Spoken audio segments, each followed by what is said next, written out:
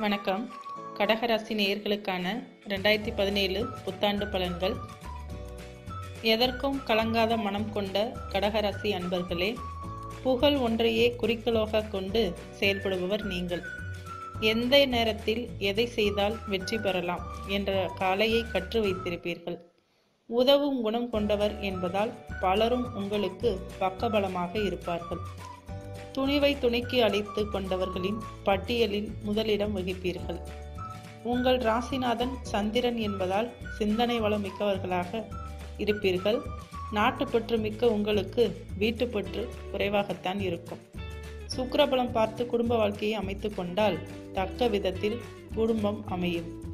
பிடிவாத குணத்தை தளர்த்தினால் முன்னேற்ற பாதையில் முதல் படிக்கு செல்லலாம். இப்படிப்பட்ட குணாதிசயங்களை பெற்ற உங்களுக்கு இந்த புத்தாண்டு புதிய திருப்பத்தை கொடுக்குமா? பதவிகளால் பற்றாக்குறை நிலை வருமா என்று பார்க்கலாம். உங்கள் சுய ஜாதக கட்டத்தையும் புத்தாண்டின் ஜாதக கட்டத்தையும் ஒப்பிட்டு பாருங்கள். சுழற்சியாகும் கிரகங்கள் பலமளிக்கும் நேரம் பார்த்து பரிகாரம் செய்தால் நலம் வந்து சேரும். நல்ல காரியம் இல்லத்தில் நடைபெறும்.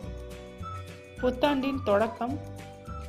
புத்தாண்டு பிறக்கும் பொழுது உங்கள் ராசிநாதன் சந்திரன் குருவால் பார்க்கப்பட்டு குரு சந்திர யோகத்தை உருவாக்குவார். செவ்வாய் சனி பரிவர்த்தனையை அமைத்து காரியங்களை வெற்றியாக்கும் விதத்திலேயே இருக்கின்றன.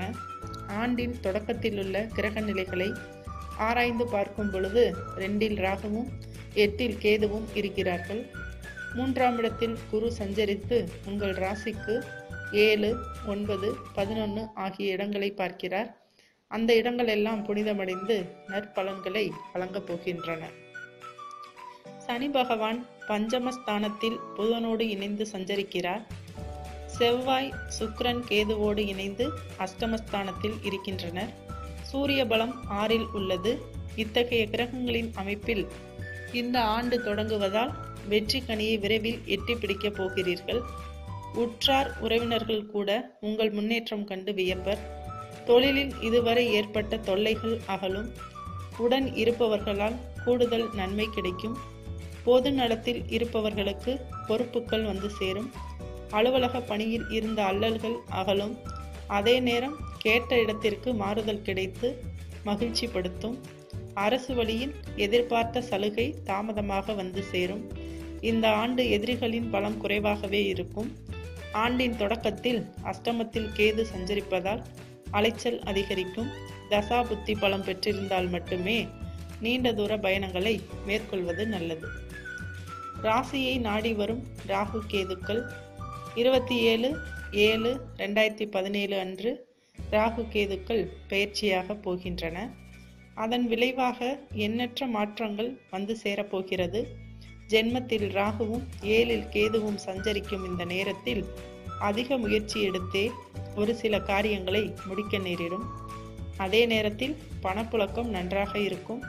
வருமான பற்றாக்குறை அகலும். கடக ராகு என்பதால் ராஜயோகத்தை வழங்கும் என்பது பொது நியதி. அந்த அடிப்படையில் அரசு பணிக்காக ஏற்பாடு செய்தவர்களுக்கு அது கைகூடும். பணி நிரந்தரம் ஆகவில்லையே என்று கவலைப்பட்டவர்களுக்கு அது நிரந்தரமாகும். கூட்டாளிகளிடம் கொஞ்சம் கவனம் செலுத்த வேண்டிய நேரம் இது. எந்த தொழில் செய்தாலும் உங்கள் மேற்பார்வையிலேயே வைத்துக் கொள்வது நல்லது. அப்பொழுதுதான் லாபத்தை கைப்பற்றி கொள்ள இயலும். சப்தமஸ்தானத்தில் கேது சஞ்சரிப்பதால் குடும்பத்தில் அடிக்கடி பிரச்சனைகள் உருவாகலாம். அவர்களை அனுசரித்து செல்வதன் மூலம் அமைதி கிடைக்க வழி பிறக்கும். கேதுவின் பார்வை 9, 5ஆம் இடத்தில் பதிவதால் பெற்றோர்களால் பிரச்சனைகள் ஏற்பட்டு அகலும்.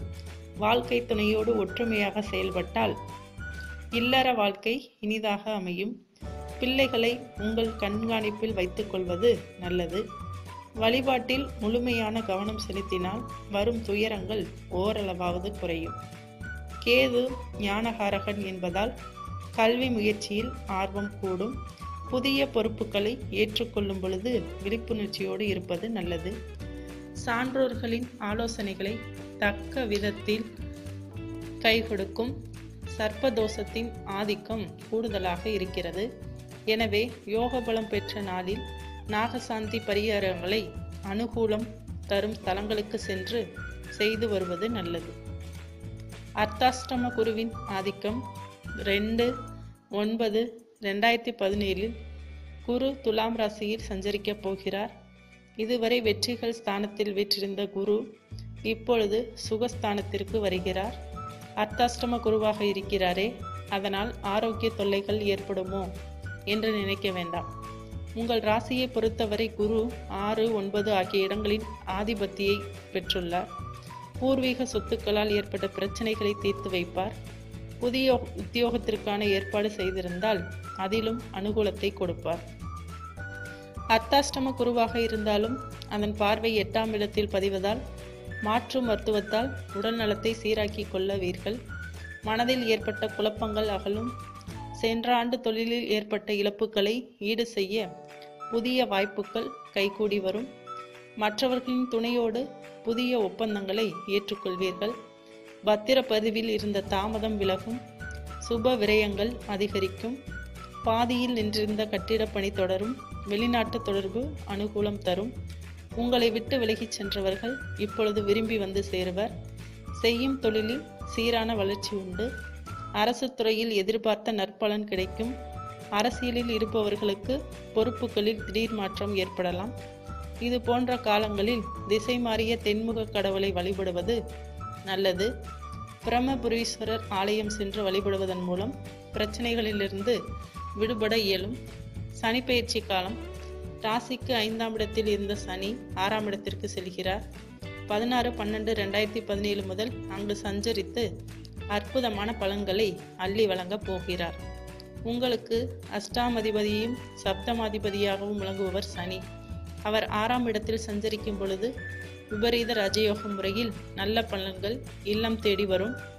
நீண்ட நாளைய எதிர்பார்ப்புகள் நிறைவேறும். நிகழ்கால தேவைகள் பூர்த்தியாகும். புதிய முயற்சிகள் வெற்றியளிக்கும். சந்தர்ப்பங்களை சாதகமாக மாற்றிக்கொள்வீர்கள். காரியங்களில் இருந்த குறுக்கீடுகள் அகலும். செல்வாக்கு உயரும்.